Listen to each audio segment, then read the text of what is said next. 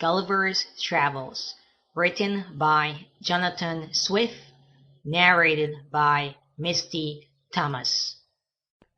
Gulliver's Travels by Jonathan Swift. Introduction.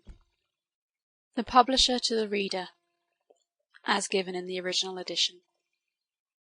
The author of these travels, Mr. Lemuel Gulliver, is my ancient and intimate friend. There is likewise some relation between us on the mother's side. About 3 years ago, Mr. Gulliver, growing weary of the concourse of curious people coming to him at his house in Redriff, made a small purchase of land, with a convenient house near Newark in Nottinghamshire, his native country, where he now lives retired, yet in good esteem among his neighbours. Although Mr. Gulliver was born in Nottinghamshire, where his father dwelt, yet I have heard him say his family come from Oxfordshire, to confirm which, I have observed in the churchyard at Banbury, in that county, several tombs and monuments of the Gullivers. Before he quitted Redriff, he left the custody of the following papers in my hands, with the liberty to dispose of them as I should think fit. I have carefully perused them 3 times.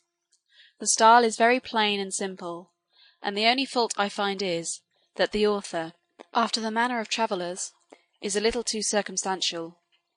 There is an air of truth apparent through the whole, and indeed the author was so distinguished for his veracity that it became a sort of proverb among his neighbours at Redriff, when any one affirmed a thing, to say, it was as true as if Mr. Gulliver had spoken it. By the advice of several worthy persons, to whom, with the author's permission, I communicated these papers, I now venture to send them into the world, hoping they may be, at least for some time, a better entertainment to a young nobleman than the common scribbles of politics and party.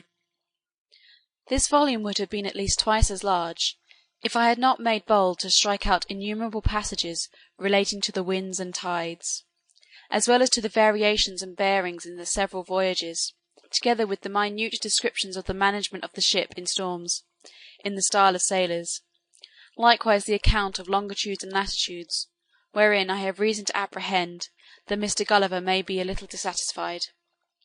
But I was resolved to fit the work as much as possible to the general capacity of readers.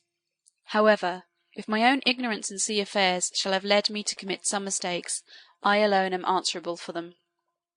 And if any traveller hath a curiosity to see the whole work at large, as it comes from the hands of the author, I will be ready to gratify him. As for any further particulars relating to the author, the reader will receive satisfaction from the first page of the book. Sample complete. Ready to continue?